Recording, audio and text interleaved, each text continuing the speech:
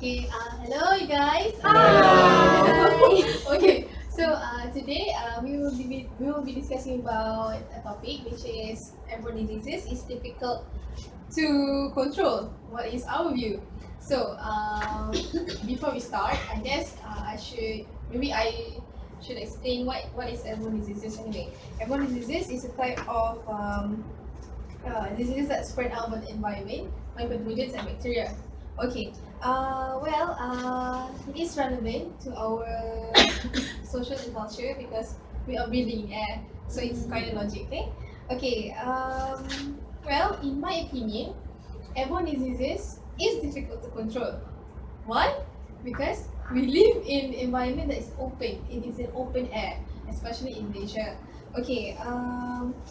The type of diseases which is an airborne diseases is like tuberculosis, influenza, mumps, measles, and chickenpox. Oh, chickenpox. Okay, chickenpox. chickenpox. I already had one since I was kid.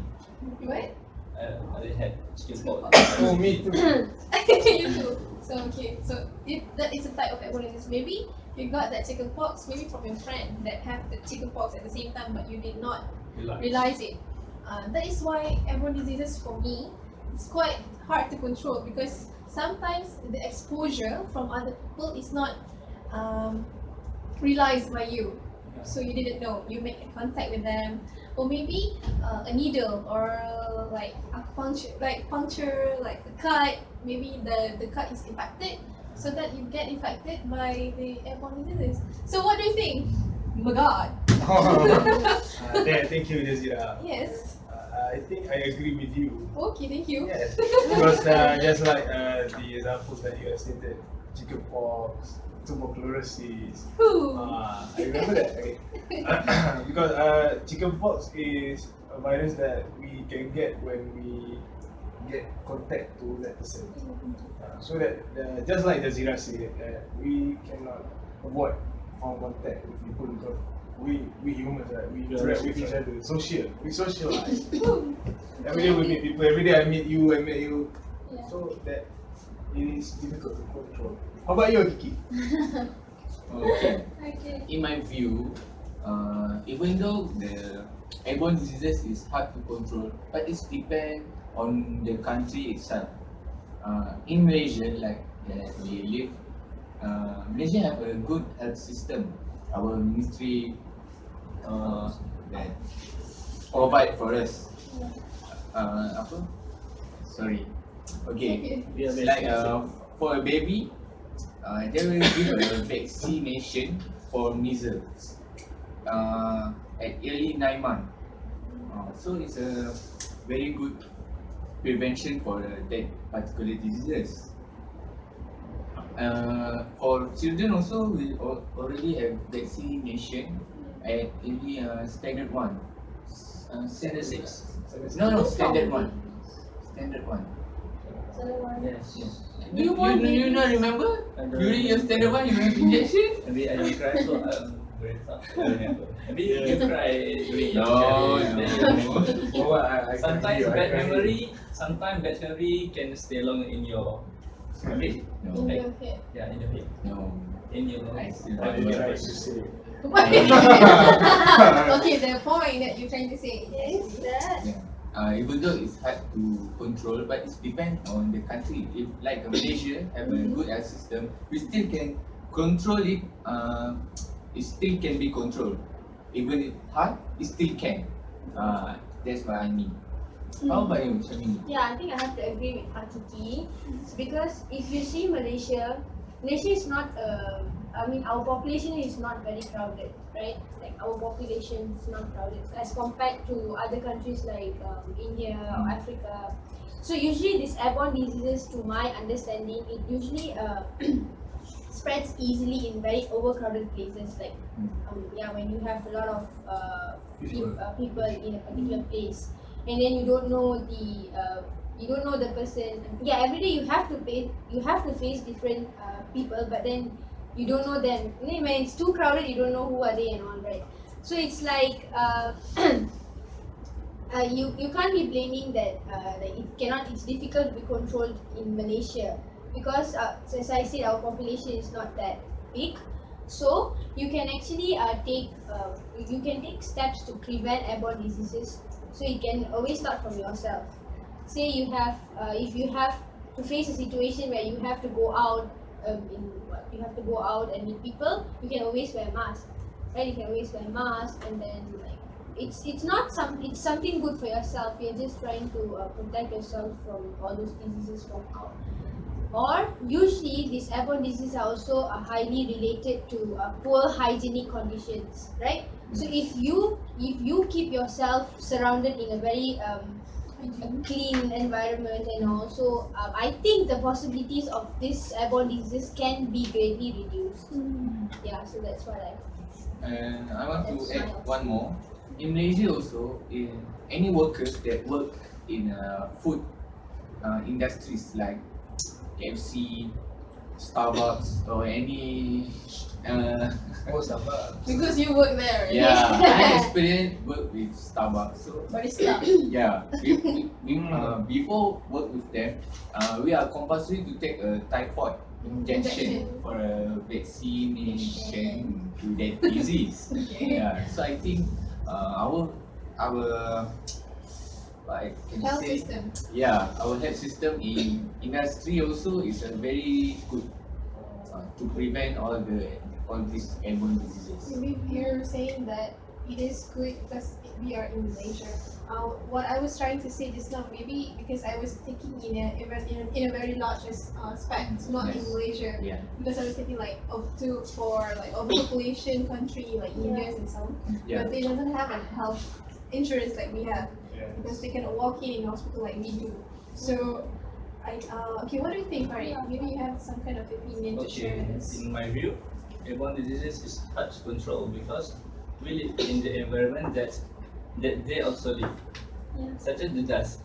The dust is the things that the viruses and the bacteria spread and they breed there. There is their food, their source of food.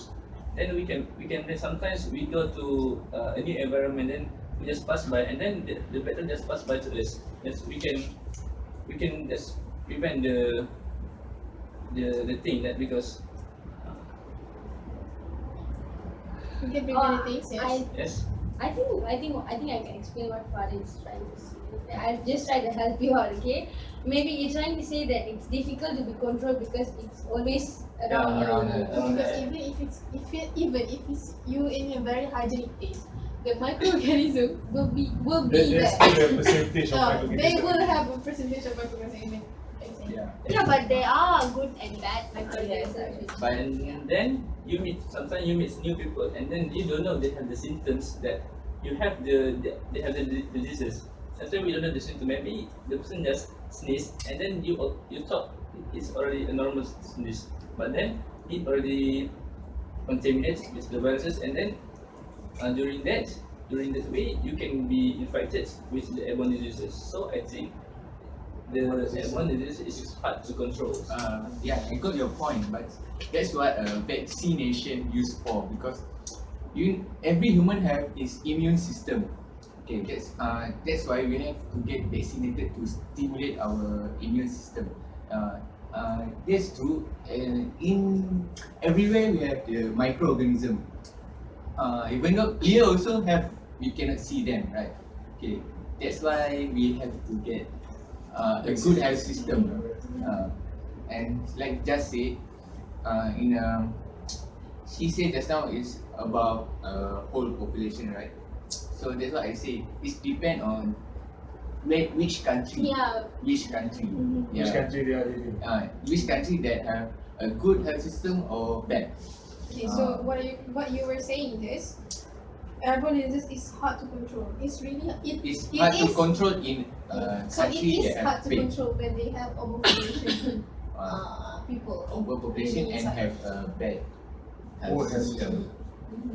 So yeah, do you have anything to add? What's it? No, Chips. So, but I'm not really trying to disagree with you, but for me, airborne diseases is really hard to control even if you have vaccination. And what you were saying is now that everybody have that kind of immune system that will give ourselves immune by all these microbes. Okay, but sometimes in our lab there are stages in our lab that we are weak, so we are not able to take care of ourselves. And sometimes some people is not very immune. That's why we see these diseases is spreading out. If it's too tough and our immune system is too strong, we will not be affected by this kind of diseases. So, do you have anything to share? And the viruses also we evolve. They Evolve. So that the virus will get stronger and stronger, then the vaccinated will be useless. I agree with that. I remember which what's Dr. Nasir. He says, and then penicillin is found during World War II. This is the first vaccinated things. And then, like he said right now, if you use the penicillin right now, the chance is 50-50. Yeah, I know. So then, if the viruses get evolve and evolve and evolve, maybe you can fight the viruses. And one more thing, you cannot say if we have a country with a good health system, we cannot, because they will have some immigrants that come to our country. Then maybe they come from the new virus. the country that have poor health system. Then they carry the viruses. And we did not vaccinated vaccine all the tourists or all the immigrants that come to our country. Then you cannot say if a country have a good health system, then we can prevent these airborne diseases. Even the migrant have brought the disease. If we have immune to that, we will immune. If except the immigrant bring a new bacteria, Yes. a new like That I said that bacteria can resist our vaccination. They Okay, have a maybe I should add. Okay, what Farid was trying to say is actually we cannot use the same vaccination systems all in all, because sometimes microbes and microorganisms will evolve and create new things. Like penicillin is not even working for us anymore because we are like advance in technologies change with times. Same goes to microorganisms; they change with times. So I don't know, but how about you, Charmy? Maybe you want to add? No, I think like eventually I have to agree with like Jazira. It's because it is difficult to be controlled. Okay, but based on my point earlier that I said that you can control that, is because you can always prevent it, right? So there's one way that I don't think everyone can follow that way. You can always practice a very good social ethic. I can give you an example. Like say you have to have yourself conscious. Your self-conscious means that if you know that you're not feeling well, if you know that you have any disease, you have to try your best to not to expose yourself to other people. Even now, when you're coughing, you can just cover your mouth and cough, and that in a way, I just cough. So in a way, it's like you are actually you don't want other people, you don't want this disease to be spread. But I don't think so everyone has this kind of good social ethics, right? Like I don't think everyone is good enough to think about others. Some are selfish. So you cannot control that. So in that way, I think I have to agree with Jazira that like all of y'all that airborne diseases are difficult. So Hakiki, since you were actually on my side during the starting, so I don't know. What do you think about this? Okay. About the microorganism that being evolved, I think we still have the chance because we have the education. We still can do research to find the solution to counter the new. We also have the knowledge, right? So, but it's not immediately products.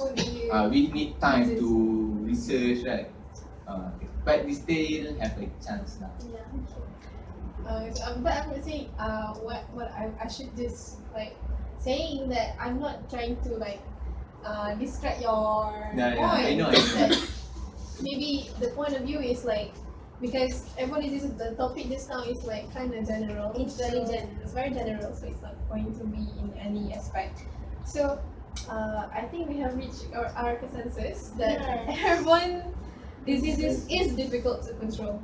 So Right, but as But okay, I'll there's- just add a little bit like for sake of hakiki, so we can say we can say that for now it's difficult to Yes. control, but then I think we always We can can find always- It can be, it's Prevent. not to be severe. yeah, we can It always still find can be like We still can prevent from they will from always spread from all virus. over.